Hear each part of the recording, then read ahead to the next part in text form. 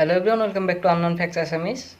তো আগৰ ভিডিঅ'ত আমি জানিছিলোঁ যে পৃথিৱীৰ উৎপত্তি হোৱাৰ সময়ছোৱাত বা জন্মৰ সময়ছোৱাত গলিত ৰূপত আছিল, লাভাৰ ৰূপত আছিল বা গেছাছ ৰূপত আছিল। তো আজি আমি জানিম যে পৃথিৱীৰ এই গেছাছ ৰূপৰ পৰা বৰ্তমানৰ এই অৱস্থালৈ বা এনেকৈ ঠাণ্ডা কেনেকৈ হ'ল, গছ গছনি এইবিলাক ক'ৰ পৰা কেনেকৈ আহিল।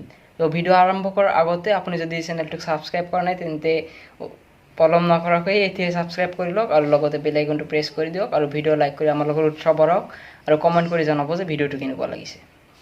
পৃথিৱীৰ জন্মৰ কালছোৱাত বা উৎপত্তিৰ সময়ছোৱাত পৃথিৱীৰ বুকুত বহুতো অগ্নিয়গিৰিৰ উদগীৰণ হৈ আছিল, মানে অগ্নিয়গিৰিৰ বিস্ফোৰণটো বহুত বেছি হৈ আছিল। প্ৰায় ছেকেণ্ডে ক'ব পাৰি যে অগ্নিয়গিৰিৰ বিস্ফোৰণ হৈ আছিল।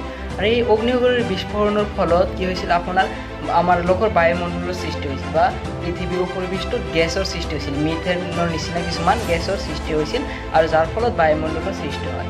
আৰু আগৰ ভিডিঅ'ত আমি এইটোও জানিছিলোঁ যে পৃথিৱীৰ ওপৰৰ পৃষ্ঠৰ পৰা ভাৰী বস্তুবিলাক পৃথিৱীৰ কেন্দ্ৰত গৈ জমা হৈছিল আৰু যাৰ ফলত কি হৈছিল, আপোনাৰ বাহিৰৰ পৃষ্ঠটো বা ওপৰ পৃষ্ঠটো চেঁচা হৈছিল, ঠাণ্ডা হৈছিল। আৰু এনেকৈয়ে বহু বছৰৰ পিছত অগ্নিয়গিৰিৰ উদগৰণৰ ফলত যিবিলাক লাভা আছিল বাহিৰ পৃষ্ঠত বা ওপৰ পৃষ্ঠত, এই লাভাবিলাকো চেঁচা হৈ গোট খায় আৰু পাথৰৰ নিচিনা হৈ যায়, শিলাখণ্ডৰ নিচিনা হয়।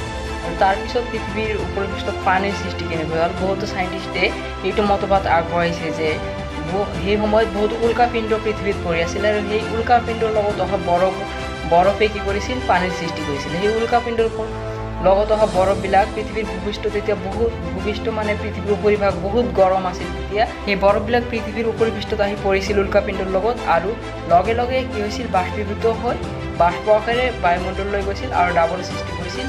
আৰু এনেকৈ বহু বছৰৰ পিছত কি হৈছিল, একেৰাহে বহুত বছৰলৈকে বৰ্ষণ হৈয়ে আছিল আৰু এনেকৈ সাগৰ মহাসাগৰৰ সৃষ্টি হৈছিল আৰু লাহে লাহে পৃথিৱীৰ মাটিৰ সৃষ্টি হ'বলৈ ধৰিছিল। এতিয়ালৈকে আমি জানিলোঁ যে মাটিৰ সৃষ্টি আৰু সাগৰ মহাসাগৰৰ সৃষ্টি হ'ল। এই সাগৰ মহাসাগৰতে প্ৰথমতে প্ৰাণীৰ উৎপন্ন হৈছিল, এককী প্ৰাণীৰ উৎপন্ন হৈছিল এই সাগৰ মহাসাগৰবিলাকত। আৰু তাৰপিছত লাহে লাহে গছ গছনি, প্ৰাণী, এনেকৈ পৃথিৱীৰ বৰ্তমান অৱস্থালৈ আহিল।